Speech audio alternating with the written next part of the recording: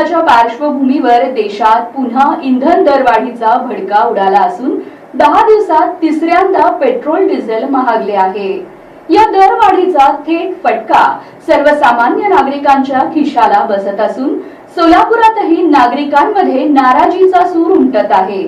याच पार्श्वभूमीवर नागरिकांनी नेमक्या काय प्रतिक्रिया दिल्या जाणून घेऊया या खास रिपोर्ट मधून। आखाती देशाचा युद्धाचा परिणाम हा संपूर्ण भारतावर पाहायला मिळत आहे। मागील 10 दिवसात 3 वेळा पेट्रोलच्या किमती वाढल्या आहेत आणि एकूण आतापर्यंत 5 रुपयाच्या पुढे पेट्रोलच्या किमती वाढलेल्या आहेत आणि इंधनाचे दर वाढत चाललेले आहेत। तर आपण जाणून घेऊया पेट्रोल पंपावर की नागरिकांच्या काय प्रतिक्रिया आहेत। चला जाणून घेऊया। नमस्कार। पेट्रोलच्या किमती दिवसेंदिवस वाढत चाललेल्या आहेत, तुमचं काय म्हणणं आहे, तुमची प्रतिक्रिया काय आहे? प्रतिक्रिया काय नाही सर, आता जसं सगळेजण जग कसं चाललंय तसंच चालवावं लागेल आपल्याला। आपले कामं तर आपण थांबवू शकत नाही, त्यामुळं काय जसं असेल तसं। पण 5 दिवसात तिसऱ्यांदा वाढ होतीये। हां 5 दिवस आता काय करणार सर, नाईलाजाने आपल्याला ते सगळं सहन करावं लागतं सर। म्हणजे तुम्ही जसं आहे तसं तयार आहे। हां, आपण जरी किती जरी आपण बोललं किंवा आपले कोण ऐकणारे नाही आहेत, आपण जरी कंप्लेंट कोणाकडे करायची, आपण कंप्लेंट कोणाकडे करायची की वाढलं कमी झालं, ठरवणारे तेच आहेत। सहन करणार फक्त सामान्य नागरिक सहन करणार फक्त। म्हणजे तुम्ही म्हणताय की काय होऊ दे आम्ही सहन करणारच। नाईलाज आहे, नाईलाज आहे, काहीच करता येणार नाही। पाहिलं हे अशा प्रतिक्रिया आहेत की दिवसेंदिवस आता कच्च्या तेलाच्या किमती वाढत आहेत, त्याच्यामुळं ग्राहकांच्या पाहिलं की काहीही करू शकत नाही, पेट्रोल वाढतच चाललं आहे, आम्ही काही करू शकत नाही। आणखीन जाणून घेऊया दुसऱ्या नागरिकांकडून। एक सामान्य नागरिक म्हणून पेट्रोल पंपाचे आता जवळ आहात तुम्ही, पेट्रोल वाढलेलं आहे। एकूण 10 दिवसामध्ये 3 वेळा किमती वाढलेल्या आहेत पेट्रोलच्या, काय वाटतं तुम्हाला? आज तुम्ही पाहत आहात की पेट्रोल आणि डिझेलच्या दरवाढीमुळे सामान्य नागरिकांचे कंबरडे मोडले आहेत आणि सरकारला तर याच्याशी देणं घेणं नाही असं दिसून येत आहे। निवडणुकी वेळेस फक्त आश्वासने देणे आणि आता फक्त प्रचार भाषण देणे। आता एवढंच कळत आहे की सरकारला याशी देणं देणं नाही नागरिकांशी, फक्त निवडणुकीपुरतं आश्वासन देणे, हे करू ते करू आणि निवडणुकीनंतर फक्त भाषणबाजी करणे आणि जाहिराती करणे यातच सरकार व्यस्त आहे। फक्त मला आता तुमच्यामध्ये एक मला सरकारला सांगणे आहे की पुढील असंच जर हे राहिलं की आगामी काळात जनता तुम्हाला नक्कीच याचं उत्तर देईल। म्हणजे तरुण म्हणून तुम्हाला असं वाटतं की हा जो परिणाम होतो फक्त इलेक्शनचा परिणाम आहे आणि त्यांच्या ज्या आहेत की आश्वासन त्याचे हो फक्त इलेक्शन पुरतं ते हे होतं, आता इलेक्शन संपलं त्यांचं काम संपलं। पाहताय तुम्ही, यांनी सांगितलं की इलेक्शन पुरतंच या किमती स्थिर ठेवल्या जातात। आणखीन जाणून घेऊया प्रतिक्रिया काही नागरिकांच्या। सर नमस्कार। नमस्कार। पेट्रोलच्या किमती मागील 10 दिवसात 3 वेळा वाढलेल्या आहेत, तर काय वाटतं तुम्हाला की याचा परिणाम काय होत आहे तुमच्या जीवनावर? म्हणजे इकॉनॉमीवर फरक पडायला लागला याचा, म्हणजे खर्च वाढतो जो रोजचा दिनक्रम आहे तो कसा चालू हा आहे? तो फक्त पेट्रोलच्या बाबतीत खर्च वाढलेला आहे। तर तुम्ही याच्यावर काय सोल्युशन वगैरे काय सोल्युशन आहे? उलट पेट्रोल आहे तेच भरतोय। सोल्युशनमध्ये काय इन्कम वाढवू नये, अजून काय पर्याय? तुम्ही पाहिलं की प्रतिक्रिया वेगवेगळ्या येतात। एक तरुण म्हणून आपण जाणून घेऊ भाई, एक म्हणजे काय वाटतं पेट्रोलच्या किमती या 10 दिवसात 3 वेळा वाढल्यात, काय वाटतं तुम्हाला? सध्या तरी परिस्थिती बघता खूप अवघड झालेला आहे। गोरगरीब सामान्य जनतेला याचा खूप त्रास होणार आहे पुढे पुढे। आणि तुम्ही काय म्हणता की या वाढण्याच्या पाठीमागे काय कारण असू शकतं? कारण युद्धाचा परिणाम थोडं जाणवत आहे असं वाटत आहे। आणि तुमची जे दिनचर्या असते ती कसं तुम्ही करताय सध्या परवडत नाही तसं, गाडीवर येणं जाणं खूप लांब आहे कामसुद्धा, त्यामुळं अवघड झालं आहे परिस्थिती खूप। जरी परिस्थिती अवघड झाली तरी आम्हाला काम करावंच लागेल असं या तरुण म्हणतात। अजून जाणून घेऊया काही जणांकडून प्रतिक्रिया। सर, पेट्रोलच्या किमती या कंटिन्यू वाढत आहेत, 10 दिवसात तिसऱ्यांदा वाढले, काय म्हणणं आहे आपलं? सॉरी मला टाईम नाही आता पुढच्या म्हणजे तुम्हाला पेट्रोलपेक्षा टाईम नाही म्हणताय, काम महत्त्वाचं आहे, तरी तुम्ही पेट्रोल भरत राहणार। पाहिलं की काही जणांना वेळ नाही आहे, पेट्रोलची किमती वाढल्या नाही वाढल्या काही फरक पडत नाही आहे। आपण आणखीन तरुणांकडून जाणून घेऊया।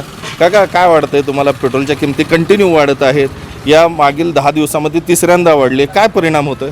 परिणाम तर होणार साहेब. कसं माहीत आहे ना, ते जरूर वस्तू आहे. आम्ही बिझनेसवाले आहे, आम्हाला पेट्रोल घातल्याशिवाय चालत नाही. आम्हाला रोज 50-60 किलोमीटर फिरावं लागतं आहे. तर पेट्रोल वाढवत बसलं तर मग धंदा करायचं कसं? मग वाढलं तर वाढत त्याला संकटाला ते वेळ द्यावा लागतं आपल्याला. कसं कोरोनामध्ये आपण हे दिलं, खंबे साथ दिला, तसं करावं लागणार एकमेकाला. त्याशिवाय चालेल. रेट तर वाढतच जाणार, रेट तर कमी होणारच नाही. आता रेट मला वाटतं मॅक्झिमम आता 3-4 महिने तर रेट असंच राहणार, रोज वाढत जाणार. म्हणजे काही परिणामामध्ये तुम्ही पेट्रोल असंच भरत राहणार आणि परिस्थितीला सामोरे जाणार. कारण कसं बिझनेस आहे आपला. बिझनेस म्हटलं तर थोडं आपण पेट्रोल नाही म्हणून गाडीवरून आपण सायकल तर फिरू शकत नाही. वजनदार वस्तू आहेत आपल्या गाडीवर, 40 किलो तर आपण सायकल घेऊ शकत नाही. मेन म्हणजे आता जास्त करून आपल्याला बिझनेसवाल्याला मार बसणार. ते गव्हर्नमेंट सोडल्याला काही फरक पडणार ह्याच्यात. त्यांना 2% डे वाढवते, 4% डे वाढवते, त्यांना माहीत आहे. त्यांना याला काय वाटतं जबाबदार कोण आहे? सरकार जबाबदार म्हणून सरकारला दोष द्यायचं नाही. हे आता आर्थिक संकट आहे, देशाचं संकट. आपल्या देशाला संकट नाही आहे. हां, ऑल ओव्हर कंट्रीला संकट आहे. हा फक्त आपल्याकडे देशाला संबंध आहे तसं नाही आहे. लोक कोणाला काय बी दोष देते ती. हां, ते मोदी येडा आहे, हे नाही येडा आहे, ते नाडा आहे. अरे मोदी येडा काय? मोदीच ह्याच्यात काय? हां, मोदी आता तसं त्याने आपलं हे केलं असं. पूर्वीच्या सरकारपेक्षा हे सरकार बरं आहे म्हणा. जाडी आपण कुठल्या पक्षापेक्षा नाही आहे, वैयक्तिक बोलणं सांगतो तुम्हाला मी. पहिला कसं होतं, चाललं काय 2 रुपये वाढलं, 3 रुपये वाढलं, त्याला महागाई कमी, तर सगळं होतं. आता हे तर युद्ध मिळायचं तर चान्सेस नाहीच आहे. हे म्हणते सरकार म्हणते आपल्याकडे 6 महिने पुढे येईल, 2 महिने पुढे येईल म्हणतो. आता काय मी इकडे लक्ष्मीनारायण टाकी निलंबन करतो. आता तिथला आता 2 पेट्रोल पंप बंद आहे सध्या. तुम्ही जाऊन बघा तिकडं 2 पेट्रोल पंप बंद आहे सध्या. तिथं पेट्रोल डिझेल काहीच नाही तिथं. म्हणून आता मी 410 पेट्रोल भरलो. आता ते 410 आहे म्हणून तुम्ही भरलेला आहे पेट्रोल. तुटवडा आहे. हे मला भरून काय 3 दिवस बी पुरत नाही मला. परत 3 दिवसांनी घ्यावं लागतं. आणि टाकी किती 5 लिटर बसते. आपण बाटली तर पेट्रोल देत नाही. आपण येऊन जर डब्यामध्ये पेट्रोल शिल्लक तर ठेवणार कुठं? पोस्टक वस्तू आहे. ह्याने तर कुठल्याही पंपावर जातो मी बाटलीमध्ये पेट्रोल देत नाही. आता पूर्वी देत होते. कुठल्या जवळचा मित्र असेल ओळखीत असं सुद्धा त्यांनी देत नाही पेट्रोल. काय हे आम्हाला CCTV आम्हाला काम करता, मालक आम्हाला ओढत. बरोबर आहे त्यांचं बी.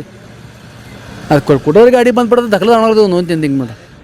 म्हणजे तुम्ही कुठलीही परिस्थिती असू दे याला सामोरे जाणार. समोर जावं लागणार ना, नाही इलाज आता.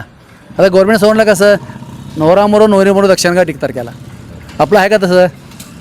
हां, तसं नाही आहे. आता त्याने उद्या आज कामाला जर त्यांना पगार मिळणार, ते घर बसून त्यांना पगार मिळते का? मिळणार नाही. संकटाला तोंड द्यावंच लागणार आहे. हे होते एक जाणकार. त्यांनी सांगितलं की संकट किती येऊ दे आणि कसं येऊ दे, आम्ही याला तयार आहे आणि याला कोणी जबाबदार नाही. हे आकाती युद्धाचं होतं. आणखी एका तरुणाशी आपण विचारू की आता सध्याला 10 दिवसात 3 वेळा पेट्रोल वाढलेले आहे किमती. काय म्हणणं आहे आपलं? इलेक्शन संपले सर, वाढणारच नाही आता पेट्रोल. इलेक्शन होते तोपर्यंत म्हणत होते की इंधनचा साठा आहे, डिझेल पेट्रोलचे काही कमतरता पडणार नाही. देशावरती संकट होतं तरीसुद्धा विरोधकांनी प्रचार करत होते की बाबा जनतेला सांगत होते की वाढणार आहे पेट्रोल डिझेल वाढणार आहे. त्यांनी सत्ताधाऱ्यांनी सांगितले की नाही अजिबात वाढणार नाही. पण इलेक्शन संपले, मग आता 3 महिने सर अजून एक 7-8 वेळा वाढतील पेट्रोल. म्हणजे तुम्ही राजकारण्यांना दोषी धरताय, सरकारला दोषी धरताय? मग सर त्यांनीच आता सध्या देशात सत्ताधाऱ्यांनीच देश सांभाळत आहेत ना. मग आता प्रत्येक गोष्टीत तुम्ही कुठं पगारी पण नाहीत वेळेवरती, बेरोजगारांना रोजगार मिळत नाही आहे, दिवसेंदिवस पेट्रोल वाढत चाललेलं आहे. मग दोषी त्यांनी ना सर. आपण ज्यांना निवडून दिलोत, कशासाठी निवडून दिलो? ते सगळं नियंत्रण ठेवण्यासाठी, सगळं करण्यासाठी. पण त्यांना ते हाताळता येईनं, कुठेतरी तिने अपयशी ठरत आहेत. विरोधकांचं काम आहे, पण ते विरोधकांनी सांगत होते की बाबा वाढणार, पेट्रोल वाढणार, डिझेल वाढणार, आपल्या देशावरती संकट आलेलं आहे. याच्यावर तुम्ही उपाययोजना काय करताय सध्याला? सर इलेक्ट्रिक बाईकचा वापर करणे आणि तरुणांना माझं एवढंच आव्हान आहे की जेवढं गरजेचं आहे तेवढंच तुम्ही वापर करा इंधनचं. देशावरती संकट आलेलं आहे.